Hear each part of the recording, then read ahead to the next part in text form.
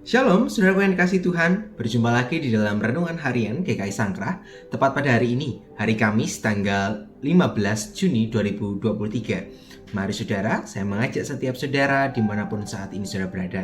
Kita mau berdoa, meminta bimbingan dan hikmat dari Tuhan. Kita berdoa.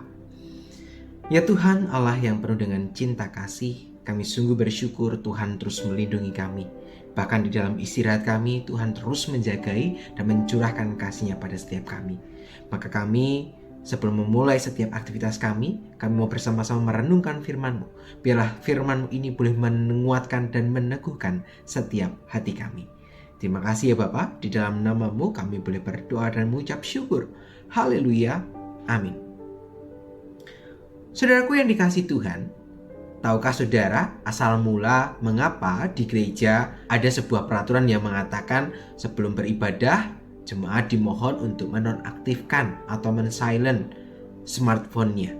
Ternyata aturan ini sebenarnya membantu pada jemaat, sebab di dalam ibadah bisa saja kita menjadi tidak fokus karena gangguan yang ada di dalam smartphone kita. Misalnya kita tidak membawa Alkitab, kemudian kita akan menggunakan gawai kita untuk membuka Alkitab. Yang kita buka harusnya aplikasi ya untuk melihat Alkitabnya. Tetapi karena kita melihat bahwa ada notifikasi, nggak sengaja kemudian kita memencetnya, kita melihat dan akhirnya kita keterusan untuk menggunakan HP itu. Nah, itu bisa menjadi salah satu hal yang akhirnya membuat kita tidak bisa fokus di dalam kita beribadah. Nah, maka hal inilah yang kemudian dihimbau oleh gereja untuk setiap jemaat benar-benar memfokuskan diri, menjauhkan atau memfokuskan dengan kesungguhan. Maka fokus tadi tidak lain adalah sebuah upaya untuk mengabaikan pada gangguan-gangguan yang ada di sekitarnya, ya.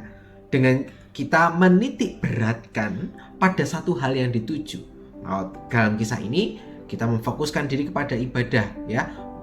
Memang gawai itu dapat membantu kita, memfasilitasi kita dalam beribadah, tetapi kita harus mengabaikan hal-hal yang lainnya. Kita fokus kepada hal yang kita tuju. Misalnya kalau kita membaca Alkitab, ya sudah kita fokus saja di pembacaan Alkitab tanpa kemudian kita melihat notifikasi yang ada di dalam gawai kita. Nah, sama seperti firman Tuhan yang akan bersama-sama kita renungkan di pagi hari ini, terambil di dalam Ibrani pasal yang ketiga ayatnya yang pertama sampai dengan yang ketiga.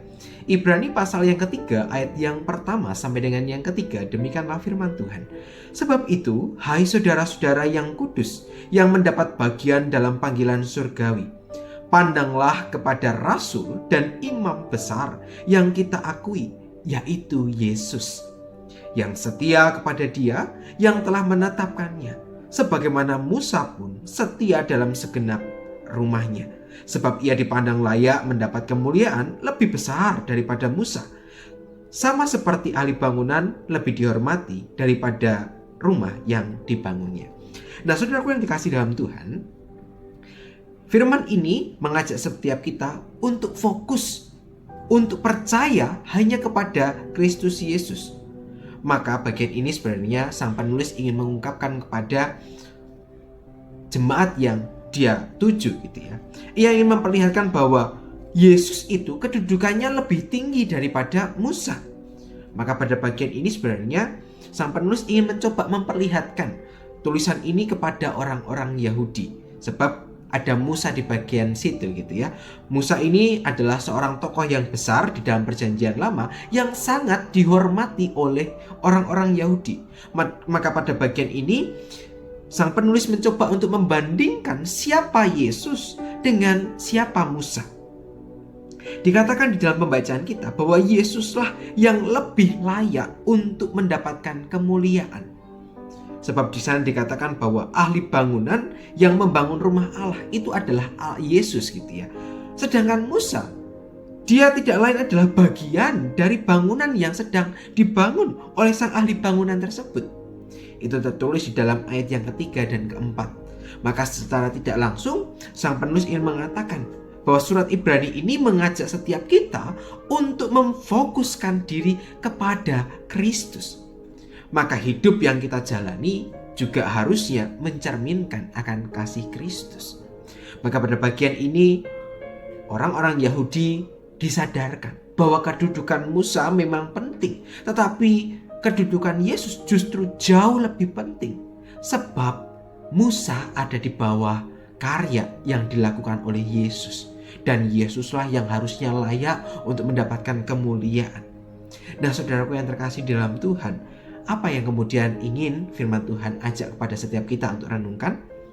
Jika kita mengakui Yesus sebagai juru selamat di dalam hidup kita, maka kita diajak untuk mengarahkan seluruh hidup kita hanya kepada Kristus.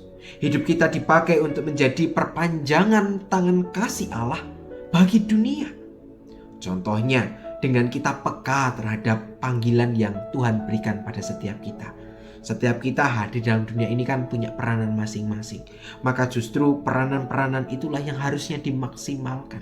Sehingga lewat peranan-peranan kita, itu membuat nama Tuhan semakin dipermuliakan. Artinya kita memfokuskan diri kepada Kristus, dan memfokuskan diri itu dengan cara kita menghayati setiap peran dan tugas yang Tuhan berikan. Dan kita hidupi, kita maksimalkan, dan kita arahkan tujuan hidup kita hanya untuk kemuliaan nama Allah. Maka dengan semangat yang demikian, kita mau mengajak untuk menyerahkan hidup kita hanya bagi Tuhan. Kiranya melalui hidupan kita, lewat pengalaman hidup kita dan pengalaman serta perjumpaan kita, semakin mengarahkan kita untuk memuliakan nama Tuhan. Biar firman hari ini boleh meneguhkan setiap kita. Mari bersama kita menutup perenungan ini di dalam doa kita. Tuhan, kami sungguh mengucap syukur ketika Tuhan memanggil kami.